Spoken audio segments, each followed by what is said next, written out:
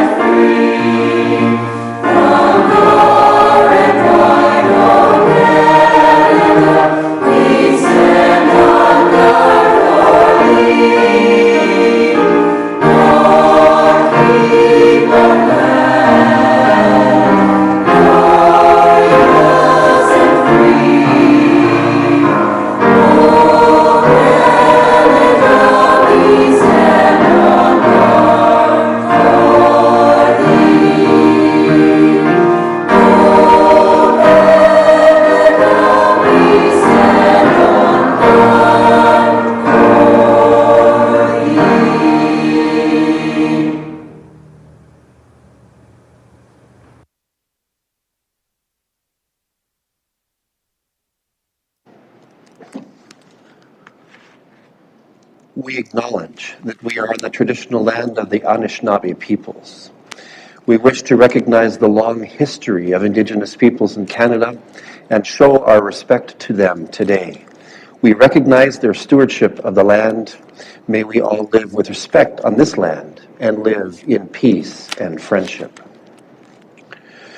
As earlier noted, tonight's meeting is being streamed live on the Municipality of North Perth YouTube channel and will be available there after the meeting as an archived video.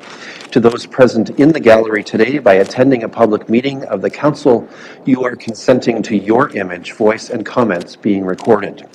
Anyone who is invited to speak will be recorded, and their voice, image, and comments will form part of the live stream. The chair and/or the clerk have the discretion and authority at any time to direct the termination or interruption of live streaming. Such direction will only be given in exceptional circumstances when deemed relevant. Circumstances may include instances where the content of debate is considered misleading, defamatory, or potentially inappropriate to be published. Attendees are advised that they may be subject to legal action if their actions result in inappropriate and/or unacceptable behavior and/or comments. Thank you. Welcome to those who are joining us via the YouTube channel. Welcome to councillors, staff, and delegations who will participate in tonight's meeting. At this time, I invite your decorum over the course of the coming meeting.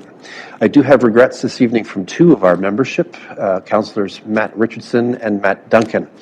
In other words, Matt Squared is missing tonight. Let us move to item 2.1 of our agenda pertaining to pecuniary interest. For the benefit of those who are unfamiliar with our council practices, provincial legislation requires councillors with a potential pecuniary or financial interest in any item at the council table to declare this interest and to remove her or himself from discussions and voting on the item. In accordance with recommended protocol at this time, I invite all councillors with perceived pecuniary interest, including those who have declared already in writing, to verbally advise the chair in public session and to submit documentation to this effect in writing, if not already done, to the clerk. Councillors are further reminded that should a potential conflict arise during the meeting, they may so declare and act at any point in the meeting. Colleagues, at this time, any of you wish to make a declaration pertaining to pecuniary interest? Councillor Johnston, welcome tonight. Let me find the right microphone. There we go. Thank you, Mr. Mayor. Item 5.3.1, the Gilkinson Municipal Drain. I'm an officer of a corporation that has a rental agreement on some land on that property, and as such, also item 13.1, the confirmatory bylaw. Thank you. Thank you, Councillor Johnston. Any others? Okay, we're not seeing any indication of that, so let's move forward. All participants are invited to speak when called upon by yours truly serving as chair. Those participating remotely who wish to speak may draw the attention of the clerk through our conferencing technology's chat function. Remote participants are asked to generally maintain a mute state during the web conference component until I recognize your right to the floor. If, when I do so, recognize I don't hear you because you are muted or having some technical difficulty, I will advise. I invite continuing patience. There are a few moving parts with our technologies that sometimes get a little complex. Regarding item 2.2 of our agenda, I will call on the clerk who has asked that we add one item to the agenda tonight. So let me find the right microphone. Here we go. And Clerk Klein. Thank you, through you, Mr. Mayor.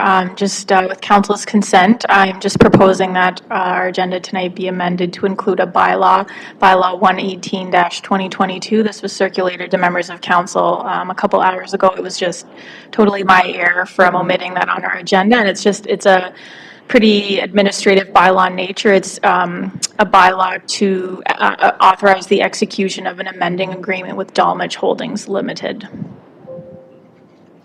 Thank you, Clerk Klein. Any questions from Council about that addition before we consider a resolution to both adopt and amend the agenda? All right, seeing none, I have a resolution as follows: that the agenda for tonight's meeting be approved as amended to add item 8.1, bylaw number 118-2022, being a bylaw to authorize the execution of an amending agreement with Dalmage Holdings Limited. Can I call for a mover? Deputy Mayor Callum, thank you, and seconded by Councillor Anstead. Any discussion or debate? Seeing none, let's have that vote.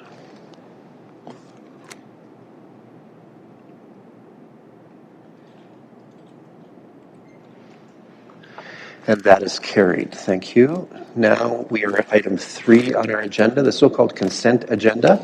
These items are placed on our agenda because they are believed to be non-contentious, yet they require or warrant Council's recognition and or action. Grouping them does tend to expedite our business. However, any councillor wishing to extract an item from the consent agenda for discussion, debate, or individual action may do so. There are 4 items tonight on our consent agenda, including the minutes of our last regular council meeting. Councillors, do any of you have a desire to extract any of these items for further discussion or action? Councillor Rothwell, let's begin with you. Welcome. Thanks. Thank you, Mr. Mayor. Item 3.2, please. There's just a couple items on the blue water recycling I'd like to discuss. Thank you. Thank you. Did I see Councillor Ansted's hand up? Yes. Item 3.3 and 3.4 as well. Okay.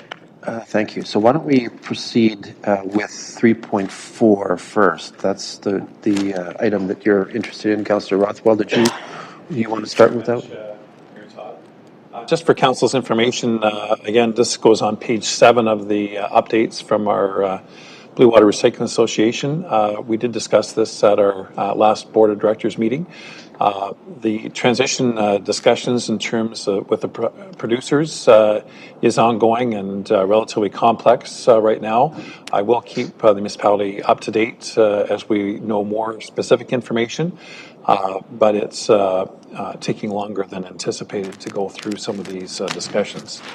The next page, on page 8, this is a good news story. I think renewable natural gas comes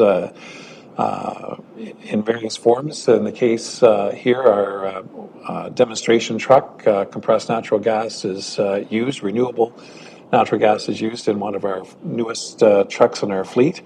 And when you see the amount of diesel it actually offsets, it's remarkable. They're looking at 18,000 liters of diesel in the demonstration within the first 6 months of operation. So the great thing is about in our rural community, renewable natural gas is possible. We haven't got any farms directly that are producing that as yet.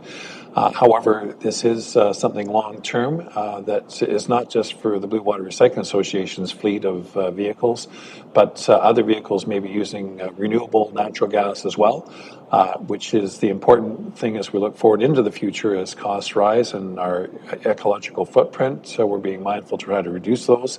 So this is a good news story, and this has been picked up by various media, and it was on display at the conference, AMO conference up in Ottawa this past year. So I just want to highlight those two things. Thanks very much, Mayor Todd. Thank you, and I think probably all of my colleagues would concur that that's a good news story, and we congratulate the Blue Water Recycling Association for their work on that. Councillor Anstedt, you have two items, I believe. Let me just get the microphone. There you go. Thank you, Mayor Kasenberg, through, and I believe they are related. It's referring to Bill 3, the Strong Mayors Building Homes Act of 2022. And I'll just be brief in my remarks, but I think in its current form, I have, excuse me, some serious reservations about this bill. I have reached out to our MPP with no response as of yet, but in its current form, I have, like I said, very serious concerns about the potential power that it gives to a head of council. And let me just say at the outset as well, I am fully in support of building more homes. That's, I don't think, what this is about. But again, big concern on my part with the checks and balances that would be thrown out the window in terms of this bill if it was to be passed in its current form. So what I'm asking is that council support sending another letter as well to the Minister of Municipal Affairs, Steve Clark, to relay our concerns on that. Thank you. Thanks. I think what we might want to do is consider a motion to that effect then. Councillor Anstead, I'll assume that you're the mover of a motion to that outcome. Councillor Rothwell, you'll second that. Thank you. Any discussion or debate on this one? Councillor Rothwell. Thanks, Mayor Todd, and thanks, Councillor Anstead, for raising the point. Frankly, I was shocked to hear the legislation being brought forward here in this case. It, in my view, shows a complete misunderstanding of council's role and ability in terms of decision-making on behalf of the community. And it's aptly named or inaptly named in terms of a Strong Mayor Act, and having veto powers and so on is, I don't think, the way to get things done. And I, like Councillor Anstead, certainly am in support of building more homes as promptly and appropriately as possible. I don't think this is the way to do it, though, but I certainly speak in support of the motion. Thank you. Thank you, Councillor Rothwell. Any other councillors wishing to weigh in on this one? I'll lend my voice to this resolution as well. I don't think that the mayor of North Perth needs that responsibility. I'm not convinced that any mayor needs that responsibility at this point in time. We have a system that generally works well with a certain degree of occasional debate and discussion and disagreement. But I think the beauty of local government is that degree of collaboration and consent from all of us who are elected by the people in terms of our roles and responsibilities. And I've been, nothing but delighted by the service that we've put together in the last 4 years. I consider each of you friends and grateful for your good work and company. I don't think, as you don't think, that, and then Councillor Anstead too, that mayors need that responsibility. I can't comment on Toronto or Ottawa. I don't understand their local politics and the circumstances that brought this about, but it seems that one is a done deal. However, it was appropriate for us to send a letter at this point in time, in my opinion, to stave off extension of that to all the rest of the municipalities. And so thank you, Councillor Anstead, Councillor Rothwell, for raising this one. I'm going to cast my vote in favor of that resolution too. Anyone else with comments? Okay, let's have that vote.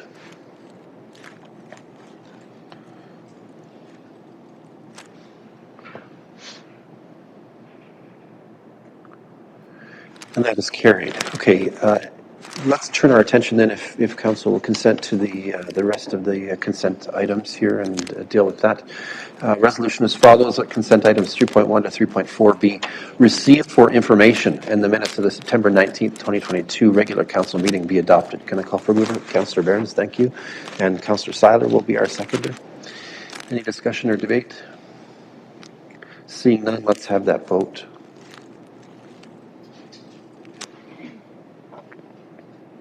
And that is carried as well. Thank you. All right, at this time it's proposed that we move to agenda item number 4. Tonight we have a public meeting scheduled pertaining to a land planning matter. To enable a public meeting, we must temporarily adjourn from council. I have a resolution that enables us to do so as follows: that the council of the municipality of North Perth adjourns at 7:16 p.m. for the purpose of a public meeting under the Planning Act concerning the following. Public meeting to consider an application for zoning bylaw amendment by 2720753 Ontario Inc. Pioneer Gaspar. Can I call for a mover for this one? Councillor Anstead, thank you. And Councillor Seiler will be our seconder here too. Any discussion or debate? Seeing none, let's have that vote.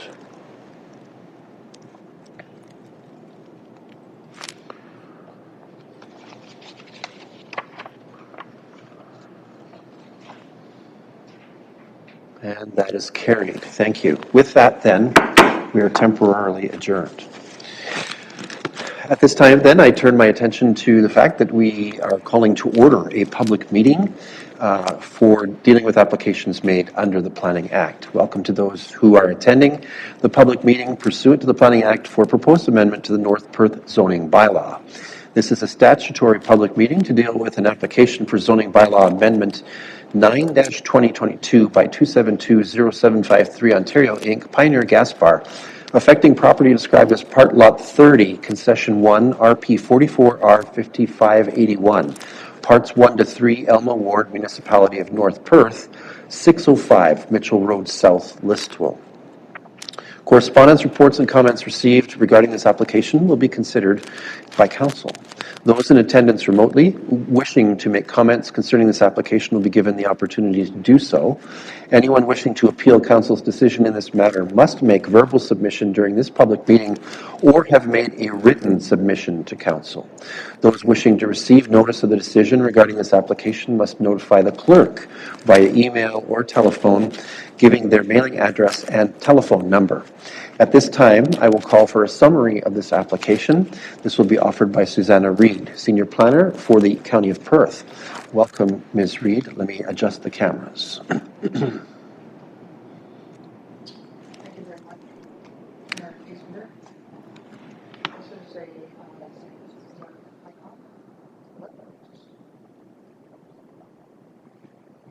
Thanks very much. This is a zoning bylaw amendment for a property on Mitchell Road South. It's the location of the Pioneer Gaspar, and the amendment is to change the zone, or to amend the C3-12 zone to permit a drive-through restaurant. Would you like me to continue with the staff report? So the slide on the screen now shows the location of the subject property. The municipal address is 605 Mitchell Road South in Listowel. You can see it's on the west side of Mitchell Road South. I'm guessing that people are familiar with this property. It's across the road from the LCBO in the Walmart and Zehrs stores. So the next slide, this is an air photo of the existing Pioneer Gaspar. You can see it's on the corner of Kincaid Street and Mitchell Road South. The next slide then. So the application is to amend the C3 special zone that's on the property now in order to permit the construction of a restaurant and a drive-through for the restaurant. And the site plan that's on the screen now shows the addition that's proposed for the site. So the red dotted line is around the expansion to the building. The other buildings shown on the site plan are existing. Next slide. These are photos taken on the corner of Kincaid and Mitchell Road South, looking at the existing Pioneer Gaspar. The next slide. This is standing further back on Kincaid Street, so you can see there's an entrance onto the Pioneer Gas Bar property off of Kincaid, and that's where the drive-through would be. The next slide. And this is showing Mitchell Road South, and you can see the LCBO and the Zara store on the other side of the street. The next slide. So there are, the property is designated urban fringe in the County of Perth official plan, and there's a special policy for the subject property that permits highway commercial uses only. There was an earlier consent application, and the sketch that's on the screen now is the sketch that was submitted for that consent application. And the staff report outlines notes that there are 2 easements that were requested with the consent application 4518. One for an easement, and that easement is shown on the dotted yellow line or the striped yellow line on this slide. In order to permit access from the property to the south. So this south, I'm guessing folks know which is south and north, I shouldn't assume that. So Mitchell Road runs north-south. So the Pioneer Gas Bar on Kincaid Street, which is shown on the slide, is north of the subject property. So this would be rotated 90 degrees from the usual north-south orientation. So the easement, the striped yellow line, was proposed with consent, the previous application for consent, in order to permit access from the land that is to be developed to the south. And that property council has received a report with regards to the proposed development by Nazar Moami, and the application file is OPA 206 for mixed-use residential development. So that easement was unfortunately not registered with file B4518. And then if we go to the next slide, this is an existing stormwater management easement that was registered over the neighboring property in order to provide a stormwater outlet for the Pioneer Gas Bar site. But unfortunately, you can see it doesn't go all the way to the municipal storm outlet. So there are 2 easements that are that the municipality would like to have in place on this property. One for the access to the property to the south, and one for a stormwater management outlet. We're in discussion with the applicant and his lawyer with regards to these 2 easements, and North Perth has requested a legal opinion with regards to the easements as they apply to this zoning bylaw amendment, and it hasn't been received yet as the date of this meeting. So this is a meeting tonight in order to, a public meeting is scheduled under section 34, so the staff recommendation is that council both receive this report and that comments be received from the public, and we're not proposing a recommendation for the file tonight.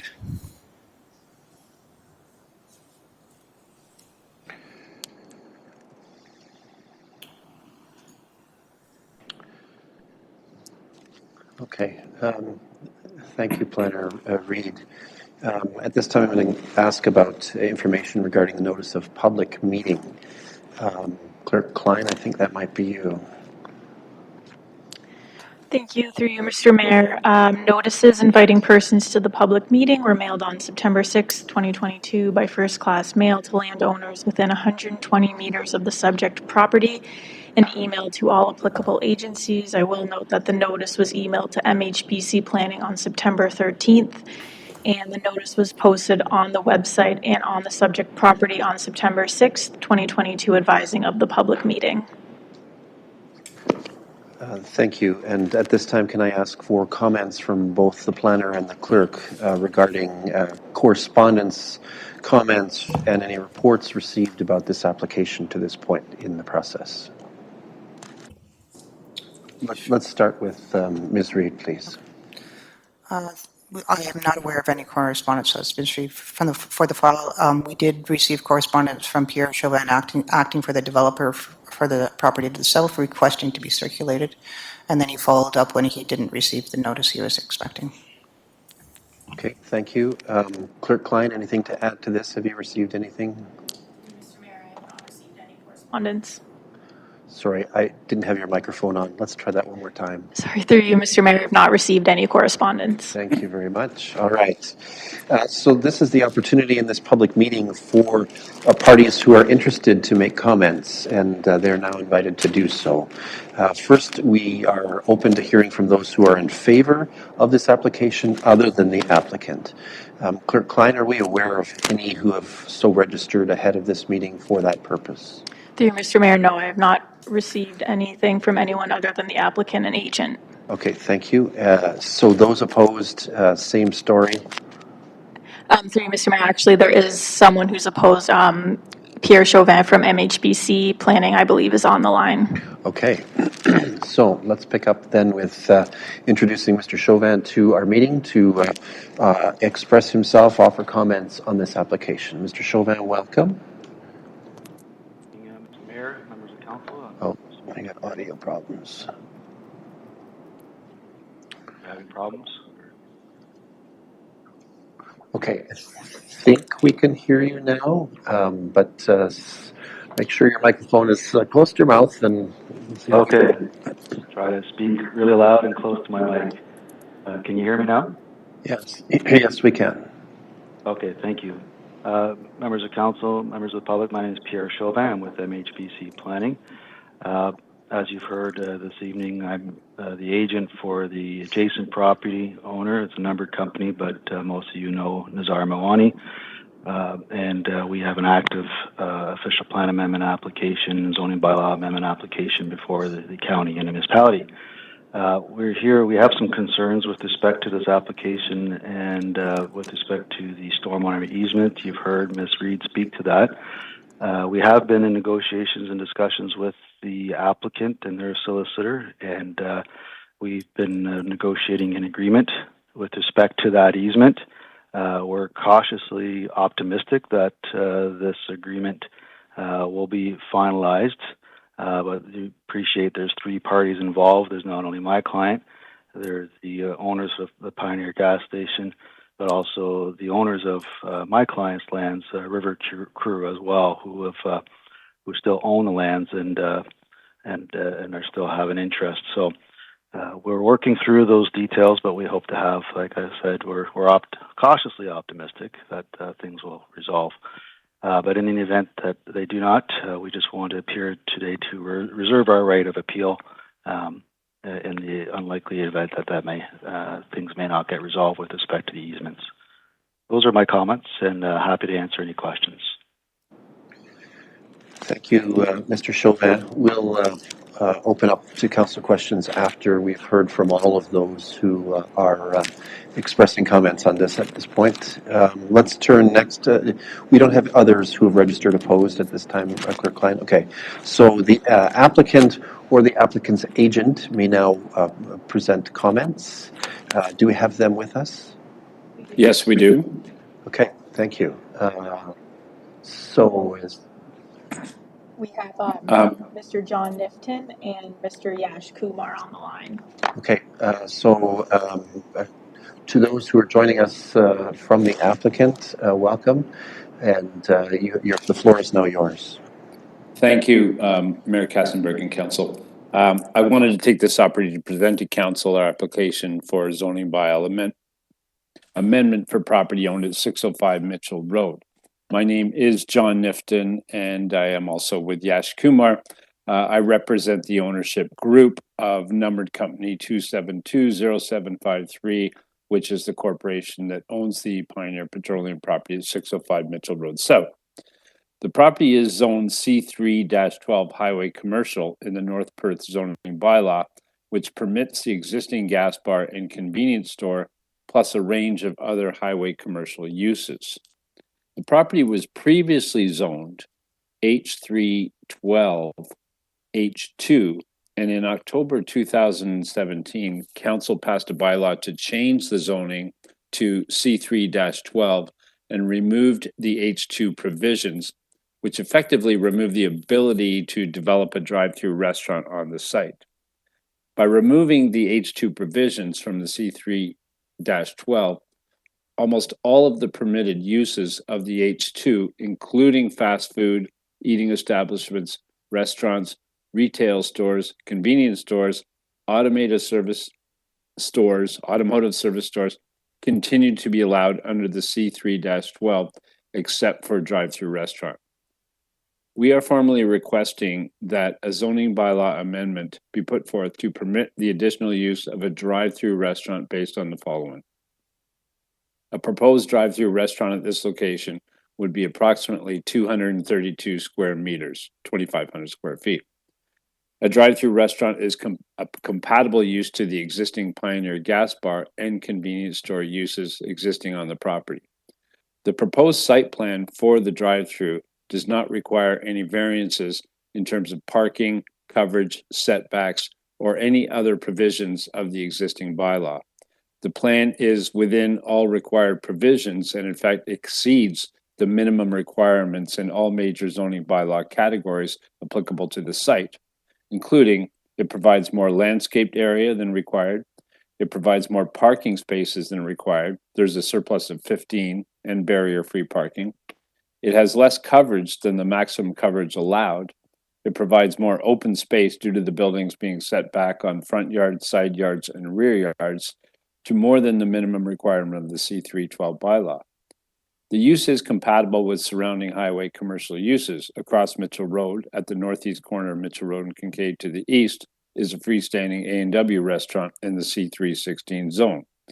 We would suggest and agree that the same situation as the Pioneer site exists on the west side, southwest corner of Mitchell Road, south in Kincaid, as the Pioneer site, that a drive-through restaurant should be permitted use and is compatible with the surrounding highway commercial retail node at the intersection of Kincaid and Mitchell Road South, and is a suitable use and in keeping within the area.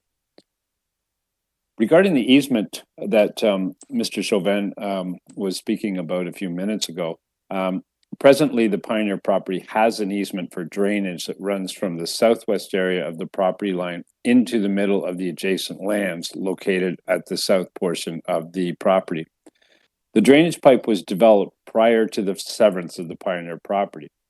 The ownership group of the Pioneer property are currently working closely with the developers of the property, Mr. Mawani, to the south to remove and relocate the drainage easement in a manner that would accommodate future development on the lands to the south.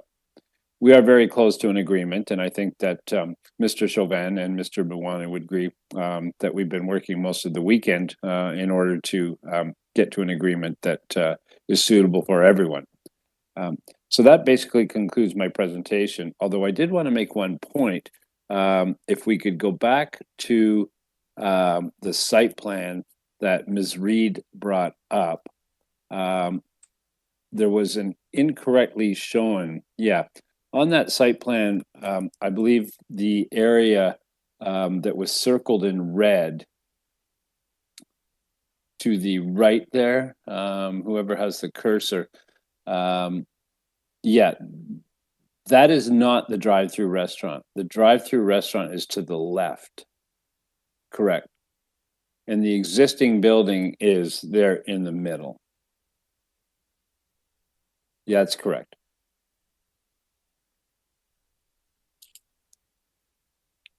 So basically, to conclude, I won't take much more of your time here, but you know, we certainly want to work with the municipality to correct the easement for drainage, and we have yet to work out any type of arrangement with Mr. Mawani and Mr. Chauvin concerning any cross easements for vehicular, and we're not sure that that is going to be needed or provided in the adjacent development at this time.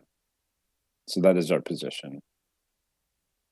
We would also respectfully request that we think that our request for a zoning bylaw amendment should be dealt with this evening, because it's not really relevant to the easements. And as I said, we're willing to work with the municipality as close as we can in order to get these easements straightened out. But we would request that a decision could be made tonight with council on the zoning bylaw amendment to permit a drive-through restaurant. Thank you. Okay, thank you to your team. I assume your colleague is not going to offer further comments, Mr. Nifkin? Yash, do you have any comments? No, I think you've covered everything, John. We just wanted to take this opportunity to just outline our plan here and just indicate that we're willing to work with all parties to get this completed. Okay, thank you. All right, Council, this turns the opportunity over to you to ask questions and make comments, preliminary comments about this. I can tell you at this point that Council does not have on the rest of its agenda an action related to a zoning bylaw amendment this evening, as far as I can tell. So that would take some special license to do that. You may have to wait till our next meeting for that purpose, at least as far as I can tell, unless Council consents to a change. All right. So, Council, questions, comments? Councillor Behrens, please.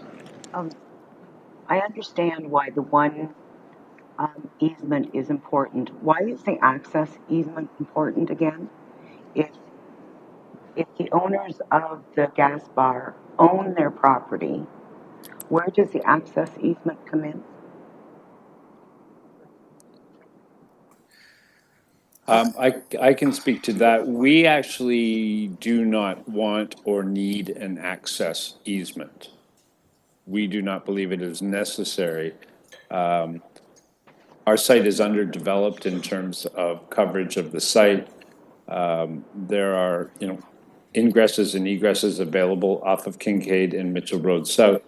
And we are basically self-contained in terms of parking, retail uses, and we really do not need or want the access agreement. It doesn't do anything for our site, and if anything, it would increase traffic on the site, which we really don't want. Hope that answers your question. Just to clarify, then it is the owners of the property to the south of your property that want the access easement. Why would that be in this planning report? Through the mayor, I wonder, Pierre Chauvin, if you would be able to speak to this question. There's been work in this area for the past couple of years, and I am receiving the file sort of late in the game, so I'm wondering if the developer of the property to the south, Pierre, continues to be interested in an access easement. It's a little unusual, but I think in the interest of getting answer to the question, we should hear it. So, Mr. Chauvin, did you want to offer some comment there? Thank you, Your Worship. And to be clear, we, as you've seen in our public meeting, I forget, 3 weeks ago now, with respect to the adjacent lands, we don't need the access easement, nor do we want it. Our traffic report supports our development without that access through those lands, so we have no interest as part of Nazar's development for the access. Hope that helps. Okay, I think so. I mean, we have both parties seemingly agreeing that there's not a need for it. So, all right, that helps clarify some facts for Council. Did you want to pick up that some more, Councillor Behrens? Well, it does, but it's slightly confusing to Council as to why it's there in the planning report if currently, right now, this evening, both parties are saying they don't want it. It's slightly confusing. Yeah. And Ms. Reid, that's back to your court. Thank you very much, Mayor Kasenberg.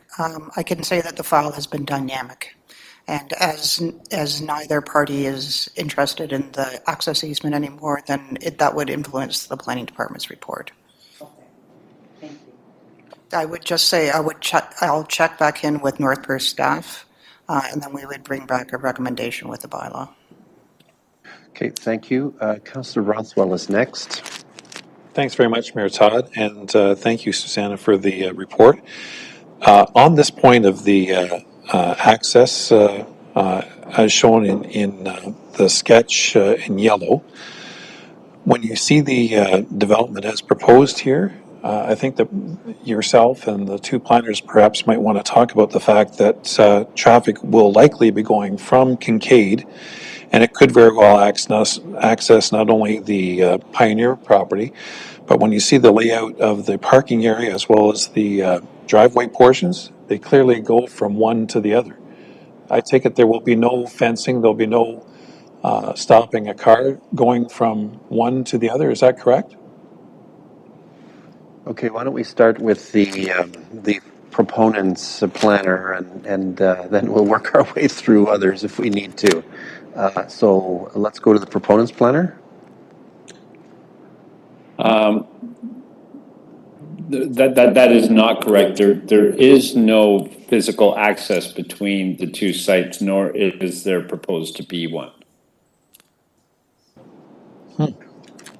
Okay, so there will not be, based on this, traffic flow between this property and the adjacent property to the south is what I'm hearing from the proponents planner. Does that seem clear? Or Councillor Rothwell, do you have another question? That's fair enough. I just was looking at the sketch, and here's the second point I have through to Susanna, as well as the planners. When I look, and this is a site plan detail, but nevertheless, I think it's important when we're looking at how the stacking is going to work out for access into the queuing for the drive-through restaurant. I would like to hear from Planner Reed or perhaps the proponent's planner how you would get a vehicle off Kincaid and into that queue line. I think it's important, and I know it's a site plan detail, but frankly, I'm not sure that you're going to be able to do that without somehow looping around the building or making a figure eight down in the bottom to get into it. Thank you.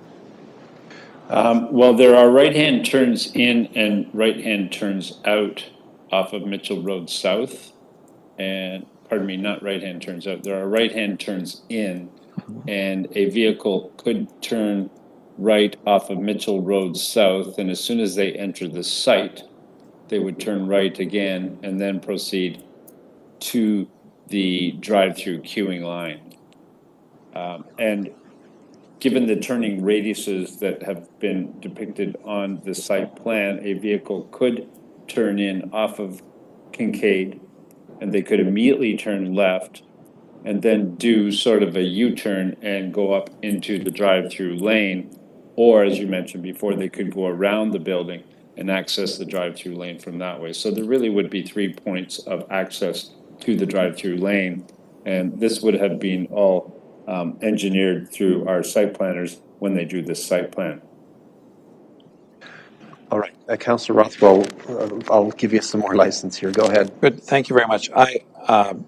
Currently, my understanding of the site is the primary access of the site is off of Kincaid, and as opposed to off of Mitchell Road South. And yes, I agree. There's a right in on that access point, but nevertheless, it's and we don't have in our agenda package at least the turning radiuses that you've mentioned.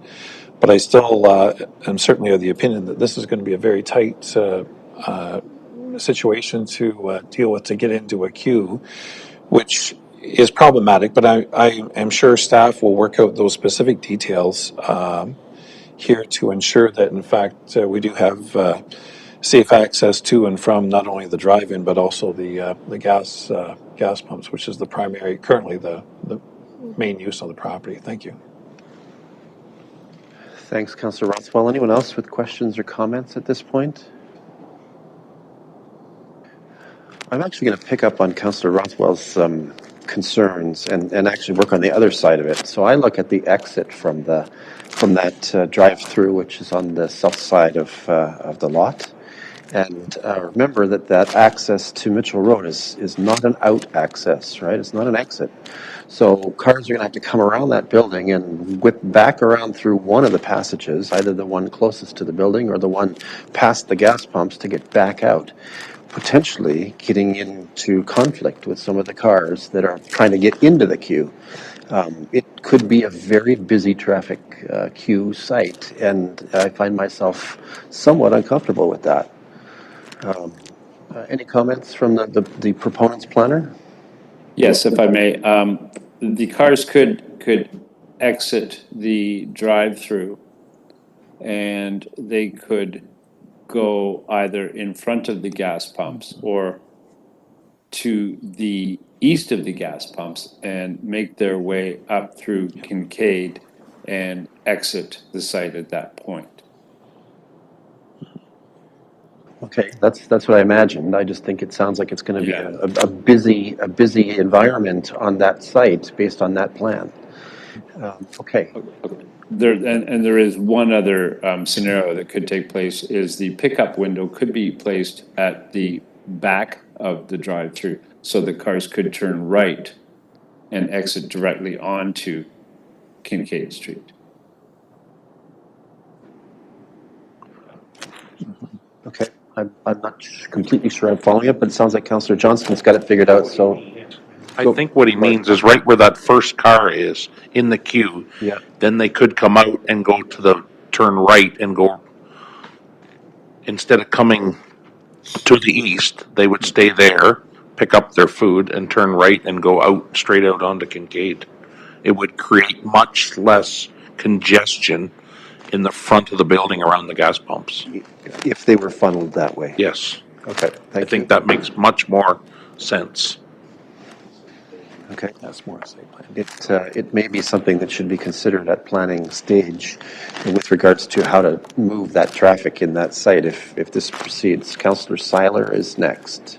Thank you, Mayor. So just to add to that, the gas tanks are buried at the front right corner, so it's going to be pretty awkward to run any traffic through there because there's a truck there unloading. They won't be able to do it. So the only way they can do it is bring them around behind the building and out to Kincaid. Across the front isn't going to work. Right. I'm sure that the proponent will check the turn radiuses as they're coming out of that drive to make sure that it's a reasonable kind of turn. It looks like a pretty steep change, but just my own impressions. Clerk Klein? There you go, Mr. Mayor. We do have Mr. Lyndon Couch online who might be able to provide some more insight regarding traffic. He did mention in the chat that he wanted to speak, so. Okay. Great. Mr. Couch, we're glad to have you with us. If you wanted to comment on any of this, I think Council would be grateful for your insight. Thank you, Mayor Kasenberg and Council. Early on in the development, and I'm saying very early on, a few years back, the interconnectivity of this site with the other sites was always a consideration that was discussed with the developer, and we were bringing that forward in the early days of these two site plans as well. Interconnectivity would keep local traffic off Mitchell Road South and was considered a benefit. So we've mentioned it to both properties early on. As these designs are solidified, it may or may not be practical, but it is still on the agenda in terms of staff's mind to have that kind of interconnection. Even the servicing, underground servicing extends through the property into the adjacent property, for example. So those designs had that in mind. These designs do not, but it's still a question that we're asking. Okay, thank you, Mr. Couch. So earlier we heard both the proponent and the proponent of the adjacent property indicate that they weren't all that in favor of having a passage essentially between the two properties, if I was following the bouncing ball. If I followed what you just said, Mr. Couch, early on, it was certainly a part of the considerations that the municipality had for this land. And you're saying that you're not sure that it's off the table yet? Is that what I'm hearing? I think we'll have to revisit it as we look at these site plans and the specific designs and some of the questions that have been asked about the drive-through, etc. As I said, it is still of interest, and we'll be discussing it with both parties as we move forward through the process. Okay, thank you. Council have any questions further for Mr. Couch even? Councillor Rothwell. Thanks very much, Mayor Todd. Not to belabor the point, but when we look at page 36 of our agenda package, so again, this is the plan that shows the easement that was supposed to be registered, the yellow one, and then show us the property lines in blue and yellow hatched, and then we have the red. I think it's. Clerk Klein, can you pardon me, find that it's one? the one before that one, I guess. Sorry, after maybe. Okay, we're going to see if we can pull that up. Yeah. There we go. Okay. So, and perhaps someone can just inform me. So when we actually look at this plan here, the area that's outlined in red, is that, and perhaps Mr. Chauvin is the one to answer this, the area that's outlined in red, is that a current sketch of what's proposed? I think I know the answer, but is that the current sketch of what's actually proposed there in red? Mr. Chauvin, are you with us still? Or is it a different one? Yes, I am, Your Worship, and the answer is no, it's not. Okay. This plan was prepared about 4 years ago. Thanks very much. So that answers my question, because earlier then, when I talked about interconnectivity and so on, when I look at this plan, it clearly shows that there needs to be some connectivity. So in my mind, we should probably sort of scrap that, what we see in red there, because it doesn't really reflect what's on the plan, but it answers the point in terms of our Lyndon Couch, our operations manager, in terms of why we have it here. And I underscore what he has shared with us in terms of the importance of connectivity, even underground, in terms of services, as a reason why we may want to keep that. And I think it's important for both the applicant and as well as the Pierre Chauvin and his client to look perhaps more below the ground as opposed to above the ground in terms of easement for those purposes. Thanks very much. Okay, thank you, Councillor Rothwell. Looks like Planner Reid has some comments. Thank you very much. Just to explain the reason for this slide in the presentation, the intention is to show that B4518 anticipated an easement. Yep. So it's not to show that the development that's on this slide now, as Pierre Chauvin has articulated, is not the current proposal.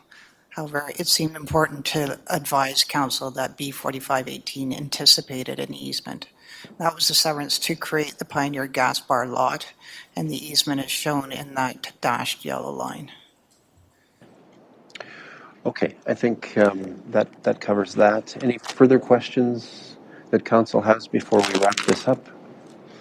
All right.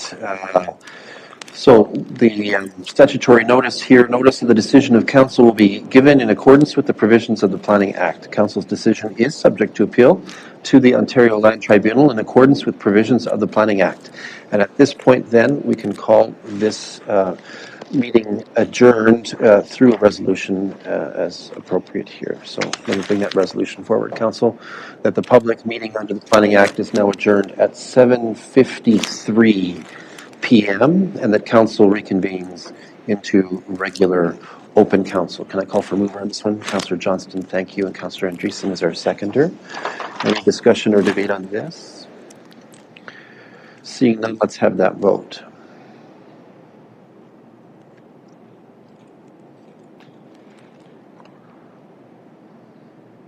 And that is carried. To our public meeting participants, thank you for participating in our meeting this evening. You're welcome to exit our meeting at this point in time. And now council is back in session. So let us address the resolution that has been put before us for our consideration as follows: that the North Perth Council receives the report entitled ZBA 9-2022 2720753 Ontario Inc. Pioneer Gas Bar for lands described as Part Lot 30, Concession 1, RP 44R 5581, Parts 1 to 3, Elma Ward, Municipality of North Perth. Can I call for a mover? Councillor Seiler will move this. Councillor Rothwell will be our seconder. Are there any comments, discussion, or debate? Seeing none, let's have that vote.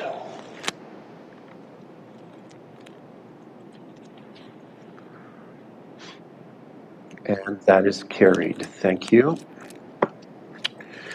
Council, the proponent, as you'll recall, asked for us to consider doing something with the zoning bylaw amendment tonight. I'm seeing some of my colleagues shake their heads in the chamber. I'd entertain a motion if someone wishes to make one, but of course it's not an expectation one way or the other. Okay, we're not seeing any hands waving or anyone proposing action here, so let's move forward then. Next up then is item 5, reports from departments and key staff. Tonight we have no reports from our CAO's department. We'll move then to item 5.2, reports from the Strategic Initiatives portfolio. Again, tonight we have no report indicated from our manager of Strategic Initiatives as item 5.2. We do, however, have 3 items emanating from the Corporate Services Department, and at this time, Councillor Johnston is going to absent himself from the chamber due to his earlier declared pecuniary interest declaration. In item 5.3.1, Council is asked to finalize matters related to the construction now completed of the Gilkinson Municipal Drain. Our Director of Corporate Services and Treasurer, Ms. Fran Hale, is available to answer any questions if Council has them, but there isn't inherently a presentation here. So, Council, do you have any questions or comments before we consider the resolution? All right, I'm not seeing any indication of that, so I have a resolution to enable a bylaw here. Bylaw 116-2022 being a bylaw to amend Bylaw 3-2020 for the construction of the Gilkinson Municipal Drain. Be introduced, read, and considered read a first, second, and third time, and be finally passed.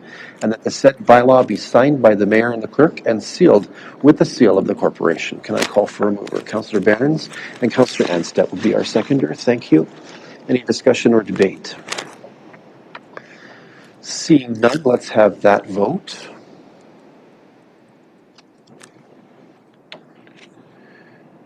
And that is carried. Can someone invite Councillor Johnston to return to the room?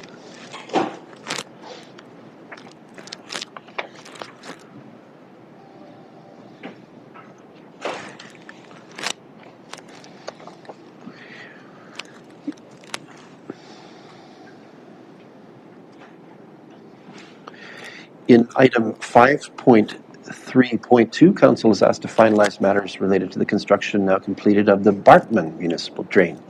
Again, Ms. Hale, our Director of Corporate Services and Treasurer, is available to answer any questions, but does not have a report formally at this point in time. Are there any questions from Council that warrant us calling Ms. Hale to the podium?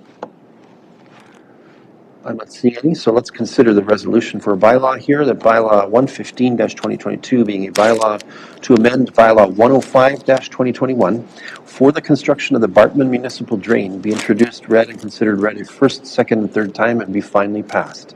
And that the said bylaw be signed by the mayor and the clerk and sealed with the seal of the corporation. Can I call for a mover? Councillor Rothwell will move and Councillor Johnston will be our seconder here. Thank you. Any discussion or debate? Seeing none, let's have that vote.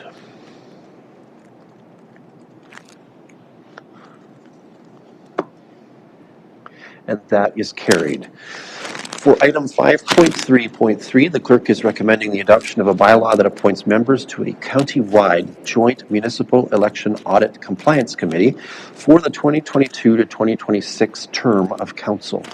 I'm going to call on Lindsay Klein, our Clerk and Legislative Services Supervisor, for an introduction to this matter. Ms. Klein, we've already had you busy tonight. Let's have you busy again. Welcome. Thank you, Mr. Mayor. Happy to be busy here. Through you to members of council, just briefly, the report in front of you is a statutory requirement under the Municipal Elections Act, and we must establish a compliance audit committee for the filing of financial statements for the 2022 municipal election. Similar to the previous election in 2018, the local area clerks within Perth County, as well as the town of St. Mary's and the city of Stratford, are once again working together doing a joint compliance audit committee. And the committee must have a minimum of 4 members and must be established by October 1st. So we received a total of 4 applications, and staff are recommending the appointment of the 4 names that are contained within the bylaw to the Joint Compliance Audit Committee. And I would be happy to answer any questions that council might have. Thank you, Clerk Klein. Councillors, any questions about this matter before we consider the resolution? Okay, I'm not seeing any at this time, so I have a resolution for our consideration that bylaw 123-2022, being a bylaw to appoint members to the Joint Compliance Audit Committee for the 2022 to 2026 term of council, be introduced, read, and considered read a first, second, and third time, and be finally passed, and that the said bylaw be signed by the mayor and the clerk and sealed with the seal of the corporation. Can I call for a mover? Deputy Mayor Kellum, thank you, and Councillor Andreessen will be our seconder. Any discussion or debate? Seeing none, let's have that vote.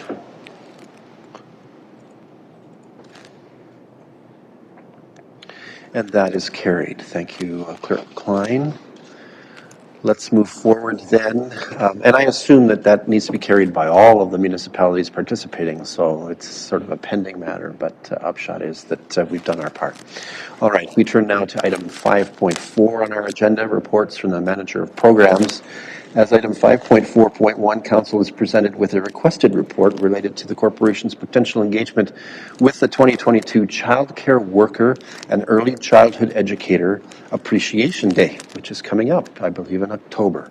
We're going to call on Manager of Programs, Ms. Amy Gangle, to give us a report. Welcome, Ms. Gangle. Thank you, Mayor, members of Council. Yes, so just providing an update on ways that we are recognizing our childcare workers and early childhood educators.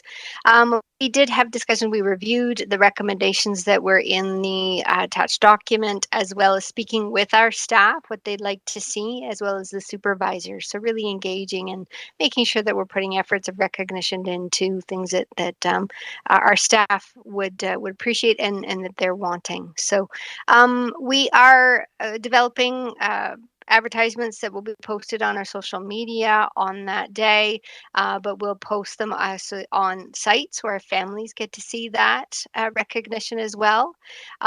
We are also coordinated some appreciation nights. Tonight was actually our first night. We are actually doing evenings at each of our centers so that all of the childcare workers can get an opportunity to see the new centers, engage with each other, discuss, share ideas, and promote and celebrate early childhood education.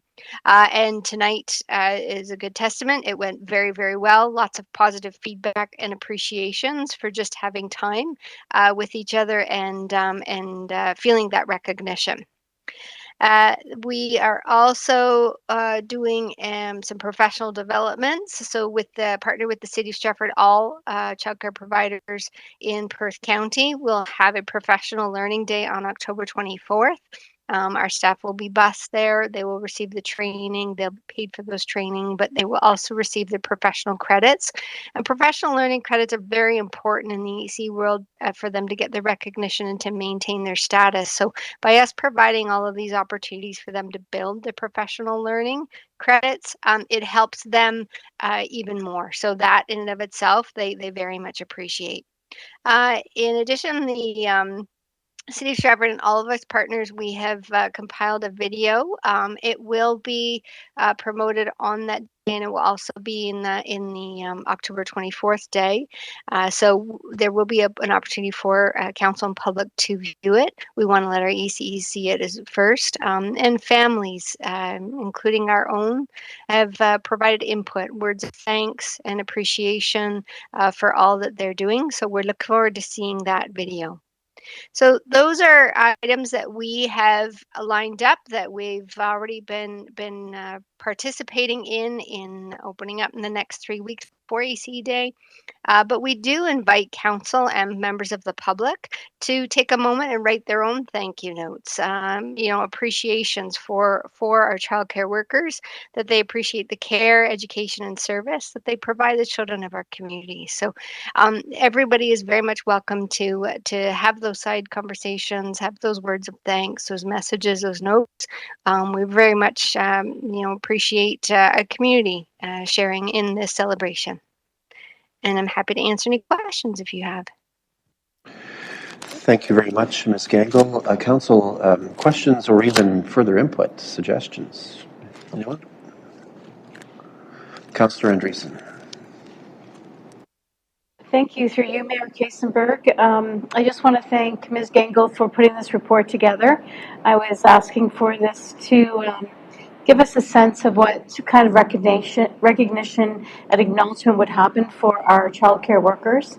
I just want to congratulate you. I'm really impressed with how you're integrating professional development into this type of opportunity to recognize and to support their further learning. So well done. Thank you very much. Thank you. Anyone further?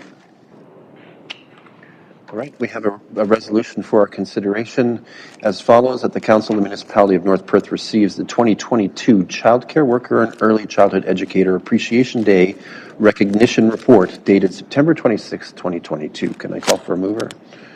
Councillor Andreessen, thank you, and Councillor Behrens will be our seconder. Any discussion or debate? Seeing none, let's have that vote.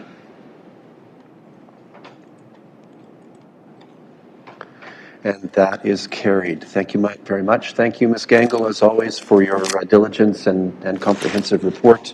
And to your staff, extend our best and continuing wishes. Let's turn next to Facilities Department, which is 5.5 on our agenda. We have no reports from that group tonight, which brings us to item 5.6. Manager of Environmental Services and the Environmental Services Department. We have no report from that department this evening after a very big ask and outcome at last council's meeting. We know that they're busy. Thank you very much.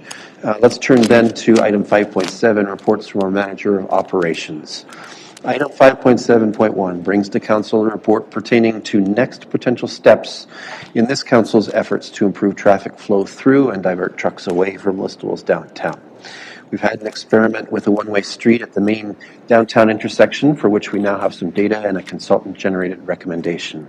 I'll invite Lyndon Couch, our Manager of Operations, to address this item and to invite others to present if they're with him at his discretion. Mr. Couch, welcome. Thank you, Mayor Kasenberg, members of council. We've brought this to council on two other occasions, starting in 2019 and then moving forward through COVID when traffic increased to a full trial and study of what these changes and what the one-way block would mean to congestion in the core. So that was really our problem statement, trying to deal with congestion, and this being one of the options. We made changes through the trial. Things were added and things were removed. Tonight, we're able to provide a short presentation through Julia Salvini. She's from Salvini Consulting and Transportation Services, and Bruce Potter is from BM Ross. I'll ask Julia to present findings, a little bit of a historical review of it, and then also some recommendations. And then finally, what I can do is bring the traffic bylaw recommendations, if council so approves, in front of them for these changes to be made. And I would add as well that there's a memo from Paradigm Transportation. It was trying to put this in context. This was a short-term solution, the trial, looking at what we can do until a truck route is established and other transportation master plan policies are put in place. So that memo, although it's long, really it is there to put a context around this whole project. It states that a truck route at best would be operational within 5 years or more, and that the estimated prices, very high level, range from $6 to $20 million, depending on the routing that we would take. And the consultant has recommended using the number of 10 million. So it gives us an understanding that whatever changes we make today, we won't see long-term solutions in place for 5 or 6 years. So I just wanted council to understand that through the memo, but also then be able to hear what we're recommending for the one-way block and congestion in the core through Salvini Consulting. And I would just turn the floor over or back to the mayor or through you, your worship, to the presentation. Thank you. Welcome, Ms. Salvini. Good evening, Mr. Mayor. Can you hear me okay? We certainly can. Super.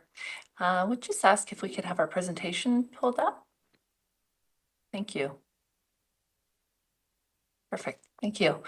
And so as Lyndon said, we have been before council a few times to talk about this project. We were here before the project was put in August of 2021, and we were back last fall as well to talk about how it was going and to share with council the feedback and the data that we were gathering as part of the project. And the last time we were here, council asked us to take the pilot project through the winter to test some of the winter readiness of the materials, and then also to do another round of stakeholder and public consultation in the spring and to come back with a recommendation. So that's really what we're here to do tonight. And in this presentation, we're going to focus on really where we left off in the fall, which is what we found through the stakeholder consultation that we were able to undertake in the spring this year. And we'll talk about the feedback that we heard from the public, from residents, from businesses, some of the considerations that we as a team have been looking at, what the options are, and where we're leaning with a recommendation. And so, next slide, please. Oh, I'm sorry, I'm looking at my own screen. Could we go to the next slide, please? Thank you. And so we did consultation in June and July of 2022. We did in-person consultation at 3 PICs at different times of the day to try and engage with a range of different people who were able to come and meet with us. We did do those public information centers together with the consultant who is leading the transportation master plan work for the municipality in order for them to share some of the work that they are doing at looking at truck route options at that time. It was really beneficial as we see these two projects as being really interconnected. And at the same time, we put out written surveys to businesses in the downtown core, and we were able to receive feedback from businesses through the survey, and then from residents from written feedback. And some of the businesses came out to the public information centers as well. Next slide, please.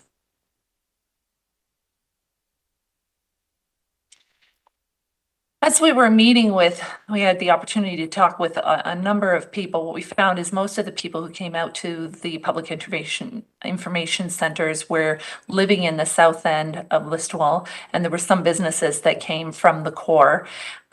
Many of those residents are not in favor of the pilot project. They find the delays to get to the north end of Listowel to be long. They're having difficulty crossing Main Street.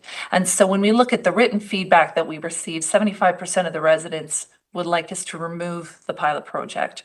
But we had 25% that came out strongly in favor of the pilot project and wanted it to stay until longer term solutions could be found. That was we had about 50 respondents written from the residents group. And in terms of the survey that we distributed to the businesses, we had 6 come back, and half were in favor of keeping the pilot project and half wanted it removed. There continues to be positive feedback about the operation of the Wallace-Alma intersection as an all-way stop, and also the turn restrictions that were implemented as part of the pilot project at the main Wallace intersection. So the eastbound right turn for trucks and the westbound left turn for all vehicles. But one of the main concerns we heard from the businesses that we spoke to was the continued concerns in accessing sort of that southeast quadrant of the intersection where the Home Hardware is, and there were some constraints on their driveway operations because of the closure of the northbound lane. That continued to be a concern. Next slide, please.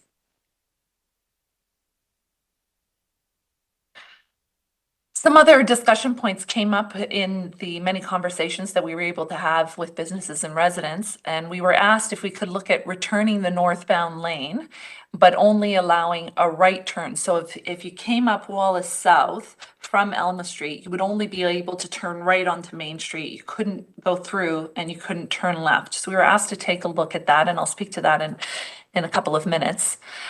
We were also asked by a number of people to consider taking out a parking space on the south side of Main Street that's just west of Davidson, that's blocking the sight lines on the south side of Davidson. When you're traveling north at Main Street, there's a parking space to your left that makes it difficult to see the oncoming eastbound traffic. And given what we had done with the other parking spaces in the downtown core, we were asked if we would consider taking that parking space out. I think that the feedback that we had with respect to this as a short-term solution versus the longer-term solutions was very consistent. Broadly speaking, people are in support of a truck route that would provide options for trucks outside of the downtown to get through and around the downtown core.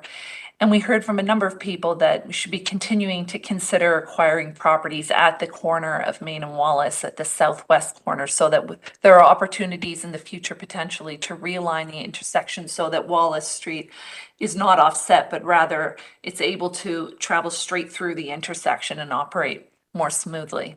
Next slide, please. So on the basis of those many discussions, we feel that there are sort of three ways that this can move forward.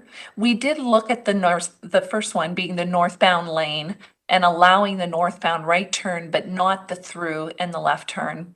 And our team is not recommending that council proceed in that way. We're concerned about the sight lines at the intersection and the ability to see oncoming traffic, whether it's eastbound through traffic or southbound left turn traffic coming down from Wallace North, in time to make informed decisions about turning right. So we're concerned in part about that, and also about the ability to enforce no left turns and no through traffic. And so our team is not recommending that council move forward that option. So the other two options would be to either make the pilot project permanent through the use of more permanent materials. And in that case, we would ask that we consider perhaps looking at traffic signals at the main Davidson intersection to create a signalized crossing of Main Street. But the second option is to remove the pilot project. And when I say remove the pilot project, what I really mean is remove the one-way portion of Wallace and reinstating the crossing that was removed at the main Wallace intersection. There's a number of changes that we made throughout this pilot project that have been very beneficial to the way that traffic flows through the area. And, I mentioned earlier the operation of the Wallace and Elma Street intersection as an all-way stop provides really good opportunities to assign right-of-way amongst vehicular traffic, but also pedestrian traffic, gives them good opportunities to cross. We've also talked about the turning restrictions at the intersection, which seem to be working really well, and help traffic to move a little bit more smoothly through the intersection. We also removed some on-street parking, which we would recommend be retained even if the pilot project is removed. And so if we move to the next slide, please. Based on everything that we've reviewed, our recommendation is to remove the pilot project. We heard a number of the concerns that were raised, and in addition to those concerns, we know that the municipality has to reconstruct Elma Street next year. So through 2023, Elma Street between Wallace and Victoria is going to be at least partially closed throughout the construction period on and off. And the team feels that additional delay to the people who live in the southern parts of Listowel, having to navigate the additional delays of having Elma Street close is probably a bit too much. So our recommendation is that the pilot project be removed, and that we remove the one-way portion on Wallace Avenue South, put in the east side pedestrian crossing back at the intersection, but that we keep the elements that I mentioned previously, including some of the geometric changes at the intersection that really help move truck traffic through the intersection more smoothly.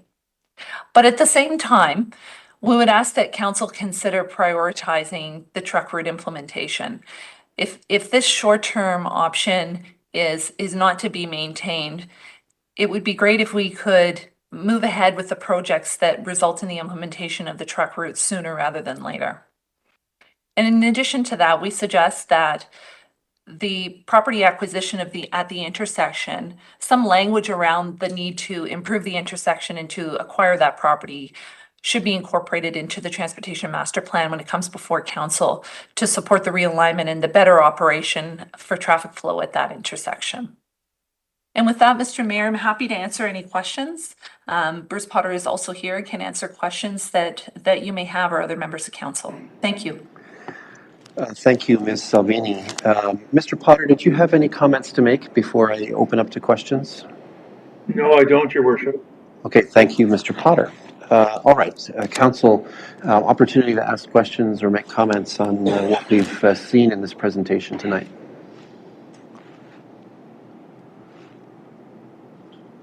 Okay. Councillor Rothwell is tentatively putting up his hand. Go for it. Thanks very much, Mayor Todd, and thank you, Lyndon and all our consultant team for this project and work. It's been a long path for our staff and certainly for our consultants and our community. And I think there's been a lot of conversation about this. We've all heard those that have raised issues of concern and or support. I certainly am in agreement with the consultant's recommendations in terms of the project itself. We do know, though, that means that the truck, the bypass is critical for us to move forward, and we're going to have to start making some serious plans if we're going to ensure that the congestion issue that we had in the first place that got us started is going to be addressed in, well, 5 years or thereabouts, which is still a tall order in my view. But thank you very much. Thank you. I will point out cautiously that the community will continue to grow in that 5-year period as well. So the pressure will continue to increase as traffic increases. Anyone else wishing to make comment before we consider a resolution? Councillor Anstad. Thank you, Mayor Kasenberg, and again, through you, thank you for the report. And again, Lyndon, thank you for all your work on this. I'm just wondering if you could speak briefly to the no left turn restriction on Main Street westbound in Wallace. I know that you had mentioned that it was recommended that we kept those in. I'm just wondering if you can give us a little bit more background on the reason for that. Thank you.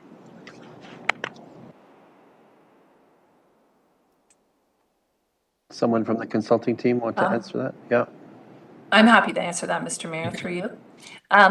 What we found is that so you're speaking, just to be clear, that's the westbound left turn from Main Street onto Wallace Street South, I believe. And what we found is because that's a shared lane, so you can either turn, or it used to be that you could turn left or go straight through from that lane. We implemented a restriction there. Anytime somebody stops to turn left, they block all of the through traffic. And given that that's a relatively low volume to begin with, we felt it was appropriate to continue with that left turn restriction. It's an option to put it back in to allow the left turn the way it was before we did the project. That's always an option, but we found that it was working well, and we had a lot of positive feedback about that restriction. And so that's why we've recommended that it continue.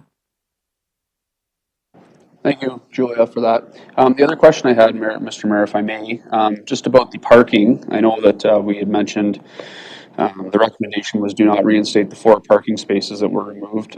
I do have some reservations about that. I've heard from multiple business owners that they've had trouble with customers not being able to park downtown. And I think it also speaks to some accessibility issues. We have a number of people in our community that have some mobility challenges. And I would just like some consideration on possibly not moving forward with that in the recommendation. Thank you. Okay. Ms. Salvini, do you have any comments to make about that would help us understand the strength of that recommendation? Sure, be happy to. So we removed, as part of the pilot project, 2 parking spaces on the west side of the intersection, on the south side of Main Street, and 5 on the east side, on the south side of the intersection. And we reinstated 3 of the 5 and left the 2 off. One of the 2 on the west side was an accessible parking space, which was relocated further west, but at the request of council and based on some feedback from the business owners, it was put back so that it's not in the same location that it was before the pilot, but it's the parking space that's closest to the intersection. So that was the one accessible parking space that was impacted by the work that we did with respect to parking. I guess I wonder if the feedback that the councillor heard from businesses came before we put back the extra 3 spaces, because I know there was quite a bit of discussion from the businesses on the south side of the road to the east of the intersection. When we took away 5 parking spaces, everything was gone on that street frontage. Now they've gotten those 3 back. Does that meet their needs?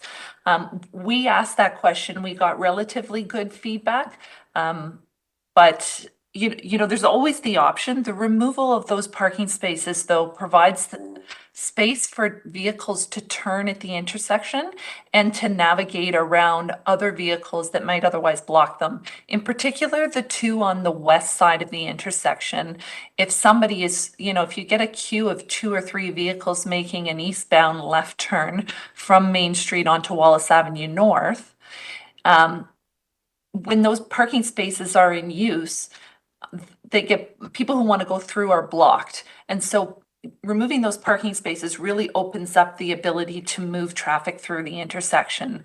So, I mean, I guess I would say my recommendation would continue to be to leave them off. Leave the 3 back in that we put back in, leave the 4 off. So long as we're able to, because we're going to see another shift in traffic now that we put it back to all 4 directions, we're going to see more congestion come back again. And I really think those parking spaces are going to be important. But I understand the council is balancing the needs of moving traffic through the downtown and the feedback that you're getting from the business owners on how it impacts them as well. So those are my comments from a traffic flow perspective. That's the benefit. Okay, thank you. Okay. Councillor Anstead indicates that he has no further questions there. Anyone else with questions or comments before we consider a resolution? All right. So I have a resolution. It's a little bit wordy, but it addresses several of the recommendations that have been put forward as follows: that the Council of the Municipality of North Perth amends Traffic Bylaw 47-PW-2000 with the following changes. 1, remove from Schedule G one-way streets, Wallace Avenue South. 2, retain on Schedule C all-way stops, Wallace Avenue South and at Elma Street. 3, remove from Schedule B no stopping zones, Wallace Avenue South from Main Street to Elma Street. 4, retain the restriction of a no left turn, Main Street westbound at Wallace Avenue. 5, remove the restriction of a no left turn, Wellington Avenue South. 6, retain the restriction of a no right turn for truck traffic on Main Street eastbound at Wallace Avenue. And 7, remove parking stall on Main at Davidson Avenue South, 290 Main Street East. Can I call for a mover? Deputy Mayor Kellum, thank you, and Councillor Anstead, thank you. All right, discussion or debate? Okay. I want to make some comments on this one, and it's not so much about the resolution, it's about how we got here, because I think that the public may deserve some comments about this. I think this council acknowledges, as we look at this, that this experiment went on longer than anyone ever expected, and in part, at least, the result of the pandemic, which changed traffic conditions pretty substantially at many points over the last 2 years, and in part due to a desire to make sure that we understand whether apparent improvements were sustainable long-term, including through the winter season. I can state that I know that some have been loud in their indignation about this experiment, about its length, about the inconvenience or even the harms that were caused to them. And I know that some may choose to continue to complain that we did this in the first place, that it was sustained for too long, etc. Some grumble about costs even. I've been listening, and so has council, and so have staff, and so have consultants. All of this said, I do want to take the opportunity to vigorously defend a position that governments need to adopt the ability to experiment as a generally accepted practice in public affairs.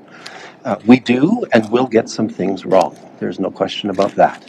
But the practice of thoughtful experiments or pilots should be a core and meaningful practice of government so that we can learn and collect feedback and move our community to ever better states, even including the quality of place and life. This experiment suggested that harms, and even if they are more inconveniences of about 2 minutes of drive time in one direction on average, were said to be caused to a proportion of our population.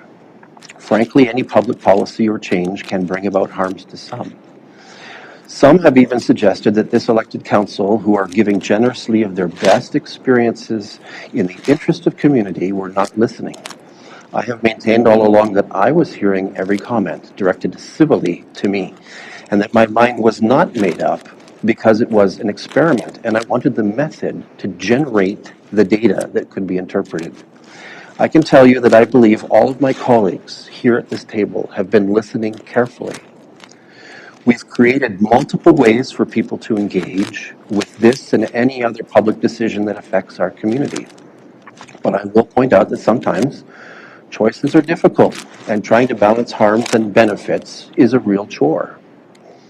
In all of this, and I say this advisedly, and this is my key point to my little speech on this at this point, it is our human duty to remain civil. There were some who raised their voices pretty loudly at my colleagues and I. There were some who ridiculed this council and corporation. There were some who, while once cordial, became hostile and rude. We have installed, even in our wonderful community, a subset of people who seem to feel that keyboard warriorship is valuable and going to lead to them getting their way. They yell at this mayor and at my colleagues around this table, on the phone and in the streets.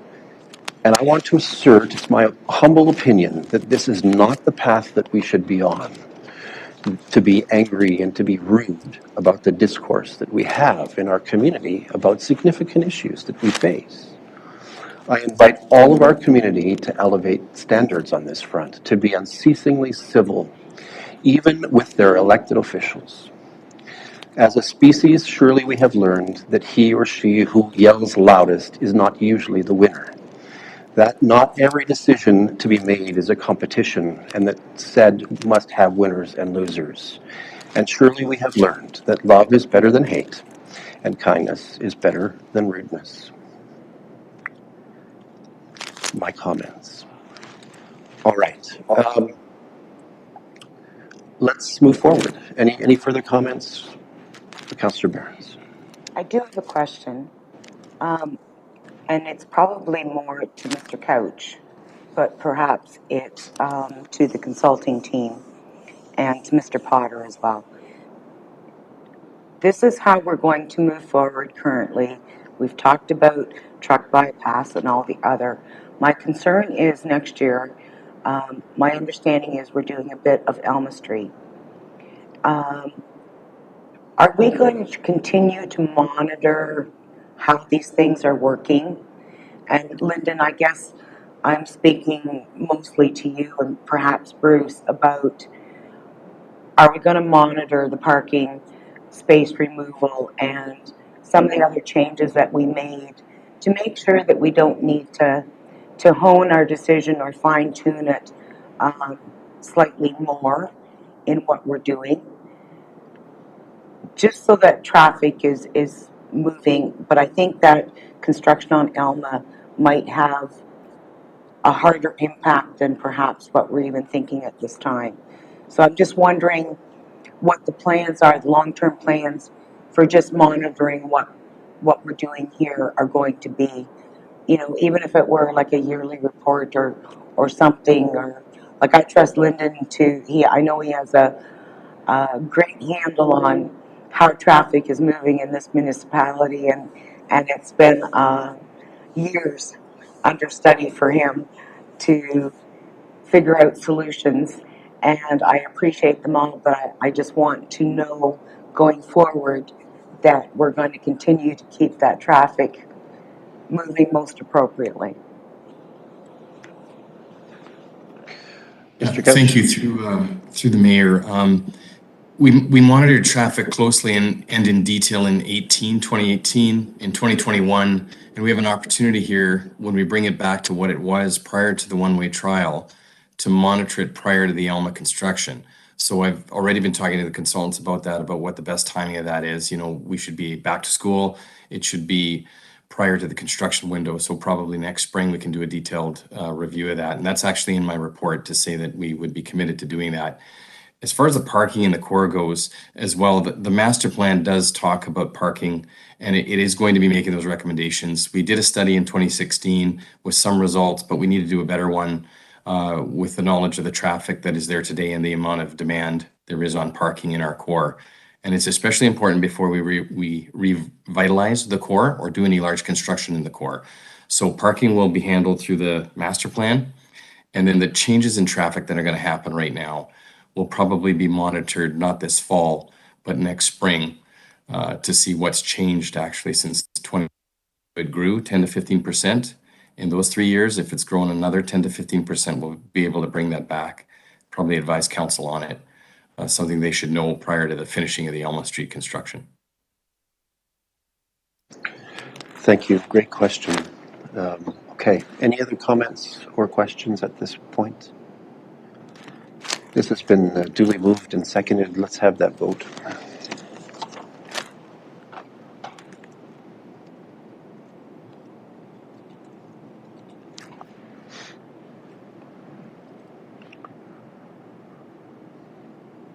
And that is carried. Thank you. Thank you to our consulting team. Thank you to Mr. Couch. Councillors, thank you to all of you. Deputy Mayor Kellum.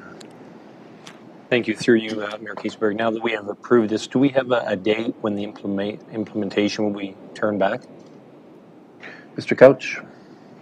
Yeah, thank you. I think both supervisors are probably watching right now because it's got an impact on our operations this week to try and reinstate as much as we can. It does depend on the rain, and it'll depend on whether our paint can be put down through the night. We're hoping Wednesday, Thursday night we can do partial reinstatement. There may be a delay in the recreation of the crosswalk on the east side of the main intersection. And that's only because we need to do it at a time when we have warm enough weather in the evening or we find a product that will literally stick to the pavement in the rain. So there may be a delay on the crosswalk, but reinstatement of the one-way block, hoping this week, but I'll bring it back to council if it's not done within the next 2 weeks with a better timeline, but it's weather dependent. We hope to have most of it done this week. Thanks, Mr. Couch. Okay, next up then, we've hit that hour of 8:30 where we often take a recess, but when I look ahead at the agenda and sort of project how long it will be, we probably could push through and be done by 9 o'clock. So with council's consent, let's move on. I see some rolling their fingers. That's good. All right, item 5.7.2 invites council to award the tender for the remediation of the Steenbergen drain to Ron H. Williams Drainage, Inc. Per the recommendation of the project engineer, Spreet Associates. The contract amount is $178,216, HST excluded. Mr. Couch, brief comments on this one? Yeah, we have the recommendation from the engineer. It's reasonably close to budget. The recommendations in front of council to move forward with the award. Thank you. So I have a resolution then for our consideration that the Council of the Municipality of North Perth awards the tender for the Steenbergen Drain NP-026-22T to Ron H. Williams Drainage, Inc. as per the recommendation of Spreet Associates for a total of $178,216, excluding HST. Can I call for a mover? Councillor Behrens, thank you. Councillor Johnston will be our seconder. Any discussion or debate? Seeing none, let's have that vote.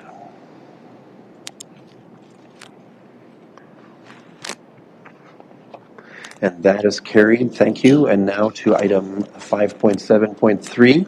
Council receives a recommendation to award contracts for professional engineering services for a total of 4 road segments or projects that loom over the next 2 calendar years. The proposal is that this is awarded in 2 parts, one part to GM Blue Plan Limited and the second to Triton Engineering Services Limited. Mr. Couch, you're still with us. You are the man on the spot, so I'll call on you to address this one. Yes, thank you. This is a result of the roster that we have in place. The 3 firms that were rostered were approached to do this work. We're trying to do work in advance and expedite it so that we're tendering early next year and under construction, especially on the segments that are listed. Alma, we've already talked about. Elm Street as well with poor sanitary sewer, but also Louise that needs a sidewalk and needs a crosswalk and needs other works to upgrade it. Very busy with the students that are there. And then finally, Binning in poor condition, but design work in 2023 and construction in 2024. So this will keep us rolling in terms of doing needed reconstruction.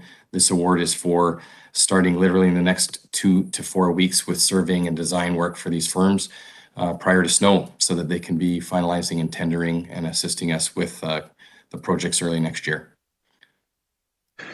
Thank you, Mr. Couch. Council, any questions or first comments on this matter?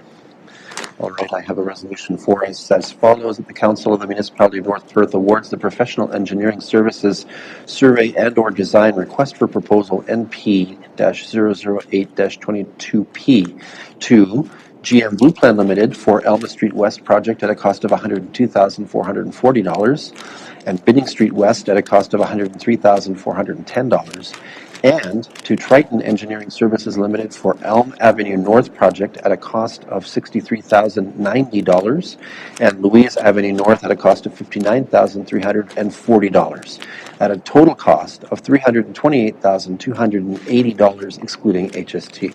Can I call for a mover here? Councillor Johnston and Councillor Andreessen will be our seconder. Thank you. Any discussion or debate? Seeing none, let's have that vote.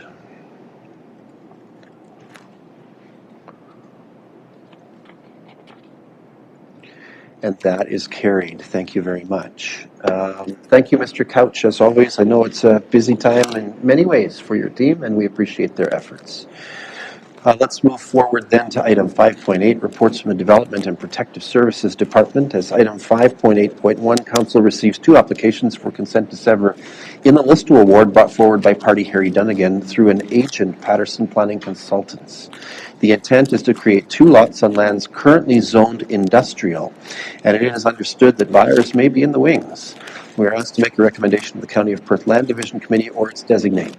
Jerica Gilbert, a planner with the County of Perth who works on North Perth files, is with us tonight to speak to this application. Welcome, Planner Gilbert.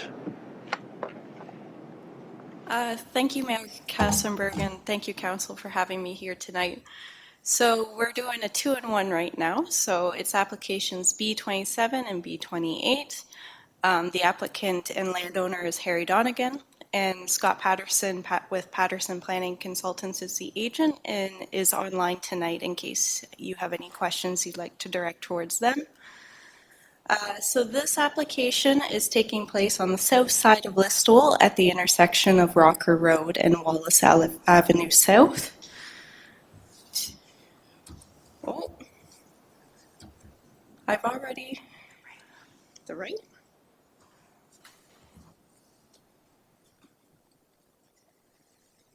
Oh, it wasn't just me. Sorry, Council. Okay, to give you some context, so this slide's a little busy, but on the left we have the whole of subject lands. B28 is on the left, and then B27 is the interior lot. They both have 45 meters of frontage on Rocker Road, and there will be approximately 1 acre in size. They are designated industrial in the Listowel official plan, and they are zoned general industrial, which is the M2 zoning. All right, so to give you some context, on the left is the lot. As you can see, it's currently vacant. And then on the right, we have, if you're standing in the existing driveway and looking across the road. So we have some light industrial uses and some residential uses to the north. I design kitchen studios. They create kitchen cabinets, and then we have the behind the line sport complex. So something that we consider when we are creating new lots is whether or not, ooh, is that me? I'm okay? Sorry, feedback. Is what, if they're going to be compatible with the existing context. Now, these are lands that are already zoned industrial. That in mind, we have been working with the applicant's agent and with North Perth staff to ensure that any needs that the municipality have are going to be achieved through the consent recommendations. I'm just going to go through a couple tonight. So the first one is something that you'll probably be familiar with. It's the consent servicing agreement. In order for us to create new lots under the official plan, both Perth County and Listowel, The lots have to be serviceable. So that isn't the case. They don't have all services right now, but it is feasible that within the next 24 months, which is the time period that they will be able to have an agreement in place to get those lots serviced. Something we don't necessarily like to see is the archaeological assessment coming afterwards as a condition of consent. However, this landowner has a good track record in our community of completing the studies that need to be done. And I just heard from the applicant last week after the report was published that the archaeological has been finished and will be submitted very shortly. It just wasn't in time for this to be considered by council. And any recommendations that are in that archaeological assessment, including if a stage 3 or 4 is recommended, will be implemented as part of that recommendation. Now, something that is a bit unusual for our area is condition 13, which addresses land use compatibility. So as some council members might be aware, there has been some concerns over the past years that the residential uses to the north of Rocker Road, that they're a little close to the industrial lands. The applicant would not like to see, say, a holding provision or rezoning of the lands because they are going to be used for industrial uses.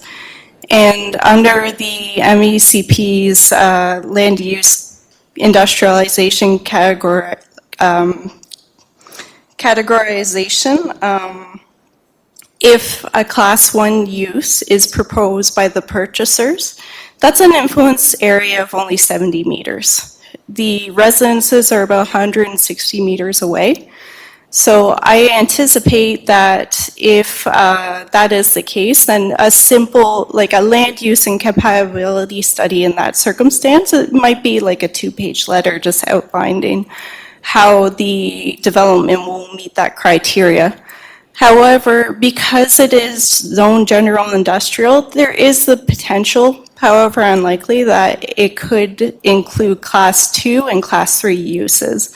And without having this condition in place, there may not be a trigger by municipal or county staff to actually require a land use compatibility study or a noise study. So we spoke with the region of Waterloo about having a registered agreement to consider a study, which is a practice that they usually prefer a holding provision like we do, but in this case where it's very small, like we're only creating 2 lots through consent, the landowner doesn't really need to get a rezoning. We think that it's appropriate, and we've worked with North Perth staff and the developer to make sure that it meets everyone's needs.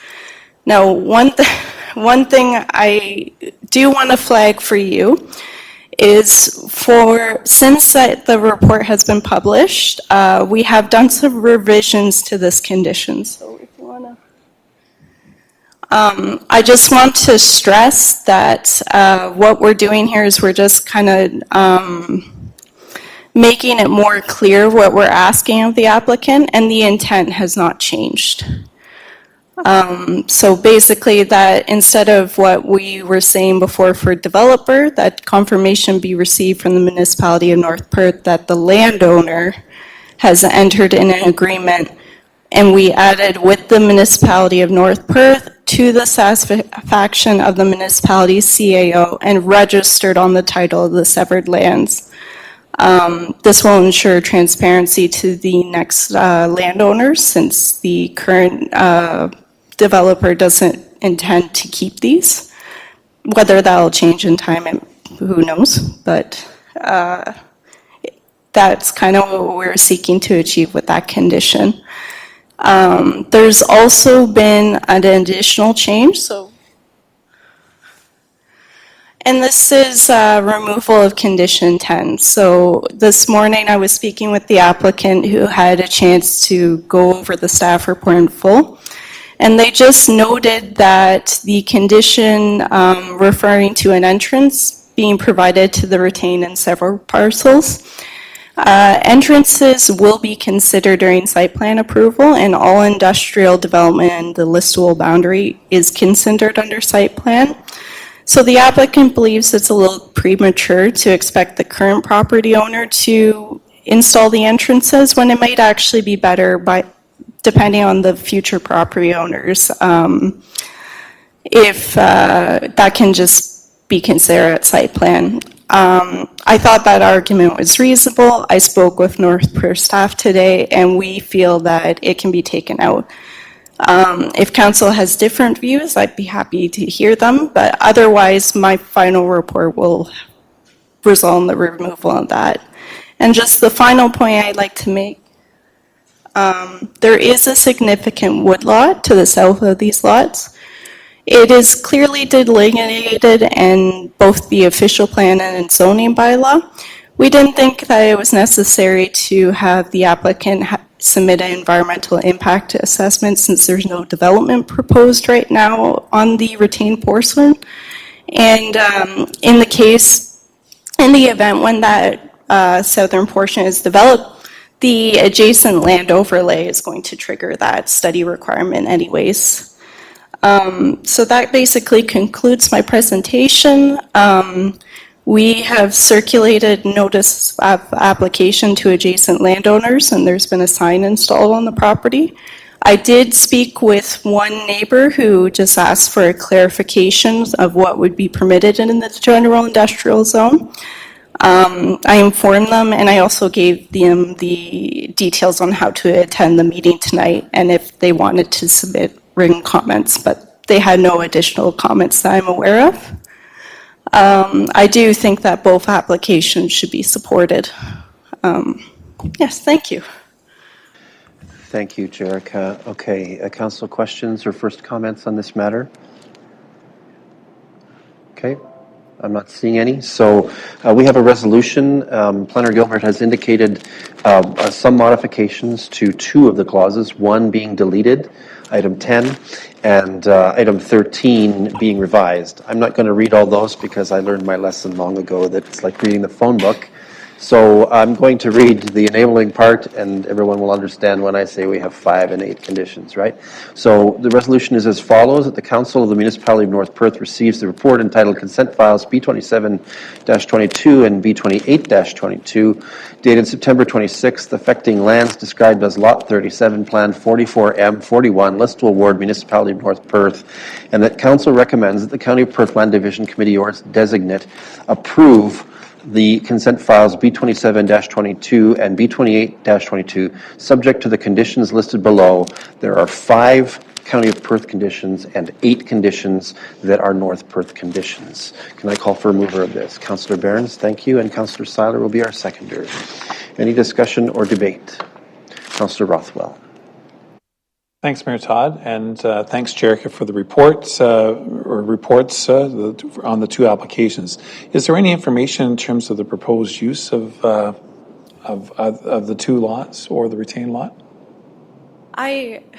We did try to get that information, but no, that there hasn't been any. It might not be known at this time. Okay. All we know is that there's 2 potential purchasers, not what they want to do with the land. Thank you very much, Jerica. And I think it's important. I think it's a good news for our community. I'm sure Mr. Patterson, on behalf of the agent, or as the agent for the application, might have some details, but that's neither here nor there. It's their news to share. It's just a matter that this council, if this application is approved, and if the zoning's in place and the site plan is done administratively, so it won't be a good news story that this council will share. But again, as long as the information is shared in due course by the agent, and I think that's a good news story. And again, 2 1-acre parcels as well as the retained parcel. It's good to see this industrial land coming forward for development. I appreciate that. Thank you. Thank you, Councillor Rothwell. Anyone else with comments or questions? discussion or debate here? Not seeing any. I think this is duly moved and seconded, so let's move forward with a vote.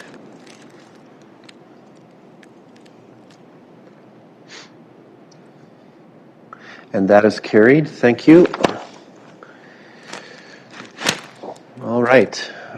So for item 5.8.2, Council is invited to make a recommendation to the County of Perth Land Division Committee or its designate concerning an extension of a lease on property in the Listowel ward owned by Canadian Tire Properties. The application makes specific reference to a limitation in the Planning Act pertaining to the A&W restaurant on a portion of said lands. Don't hurt my A&W. Oops. All right, Jerica, you're back with us. You're still there. Please take this on. They know me by name at A&W. That's frightening. Continue. Thank you. And I've been told I don't need to be as close to this microphone, so hopefully I've figured it out for this application. But yes, this one's an interesting one because there are no changes in land proposed. So this is Canadian Tire. It's known as, I believe, 510, 508, and I want to say 512, but I could be mistaken with that. Or 490, 500, and 510. Sorry, I was close. But yes, so Section 53, subsection 50.3 and 50.5 of the Planning Act contains a general provision that prohibits any agreement that has the effect of granting the use or right in land directly or by entitlement to renewal for a period of 21 years or more. We as in the legal community, have taken this to mean a lease. There are exceptions to this rule. So for example, in a shopping center, if you're enclosed in the building, they can go over 21 years without requiring consent. But if you have your own building and a portion of the property, then if you're going over 21 years, then you need consent. It seems a little unusual to us, but I think it's helpful to remember that the Planning Act was developed at a point in time where there was a lot less predictability in the creation of land and land use and what constitutes an interest in land. That being said, there are no planning concerns that we've noted. The lease began in 2003 and ran originally for 15 years to 2018. We're currently on the first extension from 2018 to 2023. And the proposal is to have a second extension from 2023 to 2028. So that'll be a 25-year lease. There has been site plans approved on this property. It's compliant with the official plan and zoning, and we see no issue that it can't be considered approved by Perth County. So if any questions or concerns, I'm happy to address them. I have not received any planning comments from members of the public or any additional agencies. Thank you. Thank you, Jerica. Questions or comments? All right, I think I've offered comments for enough of us already. So let's consider the resolution.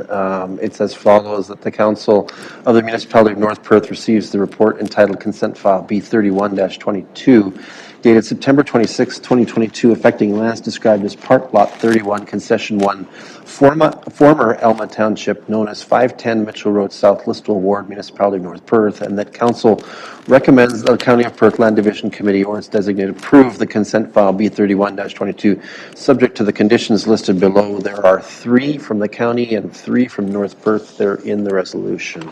Can I call for a mover? Councillor Rothwell. Thank you. Councillor Anstead. Thank you. Any discussion or debate? Seeing none, let's have that vote.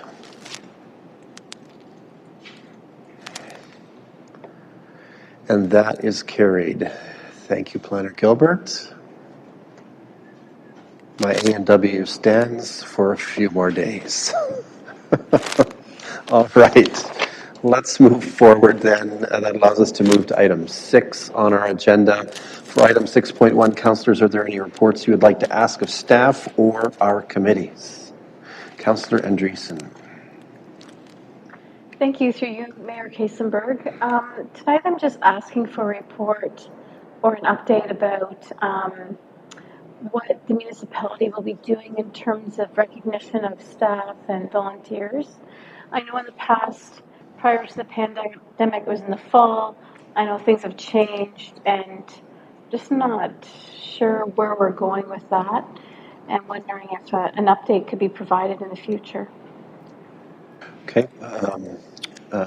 You'd like a resolution to direct staff to that effect? All right. So I'll consider it moved that you're directing staff to prepare a report for this council pertaining to corporate actions to recognize employees and volunteers in our community. Moved by Councillor Andreessen, seconded by Councillor Anstead. Thank you. Any discussion or debate on this? All right. Seeing none, hoping the clerk's table is kept up with us here. Let's have that vote.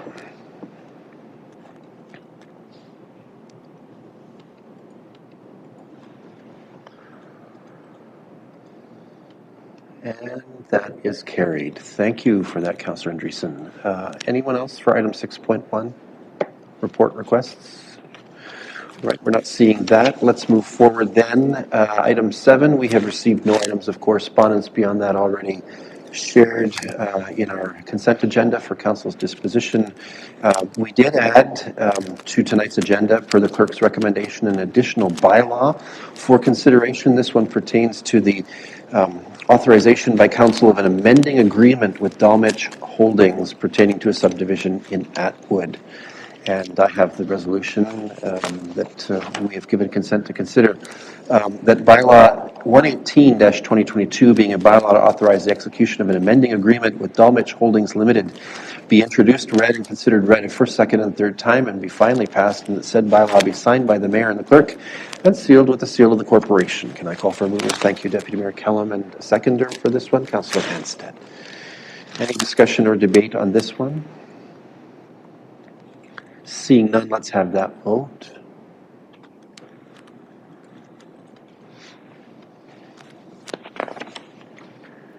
And that is carried, and that agreement will be executed on the corporation's behalf. That brings us to item 10 on our agenda. For item 10.1, are there any announcements that would be of benefit to our community or that reflect well on North Perth at this time? And that could include requests from staff or remote delegates at this point. Manager of Facilities Jeff Newell has advised he has an announcement to make. Okay, so Mr. Newell has an announcement to make, and he is connected through the web broadcast, so let's have Mr. Newell.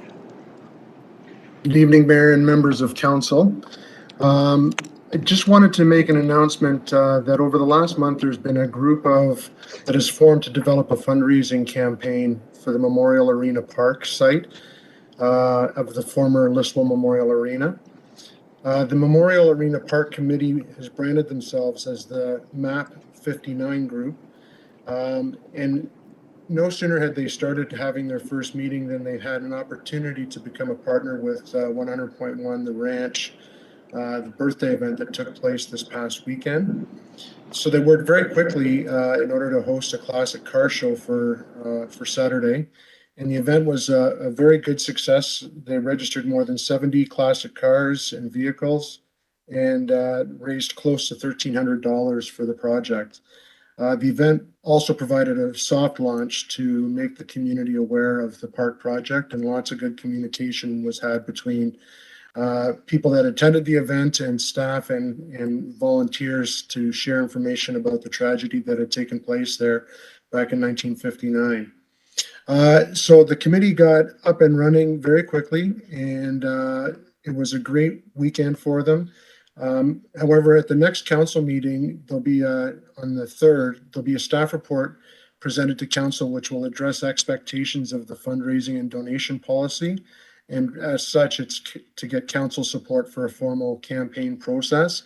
But this is maybe the cart came before the horse in that the event took off and it was a good success, but we need to formalize the process, and so we'll do that at the next council meeting. If there's any questions, be happy to answer those. Thank you.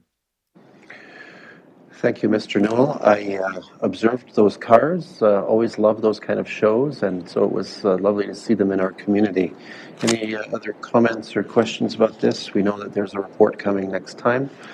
Any other announcements for the benefit of the community tonight?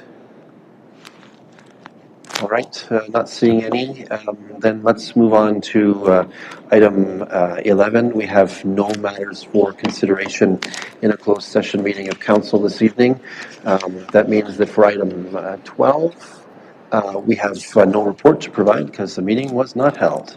Council, as a mandated good practice, acts near the end of its meeting agenda to confirm all of its actions and business of its meeting through what's called the confirmatory bylaw. Councillor Johnson is hustling his way out of the chamber at this point. We'll wait for him to exit before considering this business. I have the draft for a confirmatory bylaw number 124-2022, which reads as follows: that bylaw number 124-2022, being a bylaw to confirm generally previous actions of the Council of the Municipality of North Perth, be introduced, read, and considered read a first, second, and third time, and be finally passed. And said bylaw be signed by the mayor and the clerk and sealed with the seal of the corporation. Someday you'll change the wording in this, and then I'll be totally lost. Moved by Councillor Behrens, thank you. Seconded by Councillor Rothwell. Any discussion or debate? Let's have that vote. I think we can vote online for this one. And that's carried, and let's bring Councillor Johnston back in.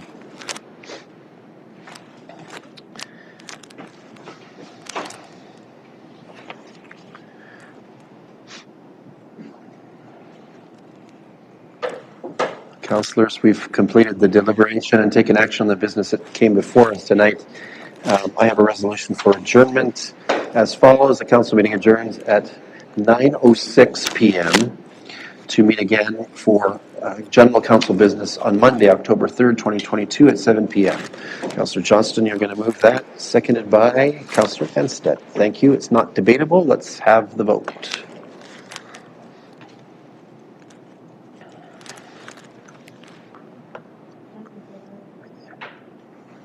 Councillor Andreessen records yourself as being in favor. We're missing one other, and that's carried now. Thank you. This council will meet again in chambers for its next regular meeting on Monday, October 3rd, 2022. Until that hour, this meeting is adjourned.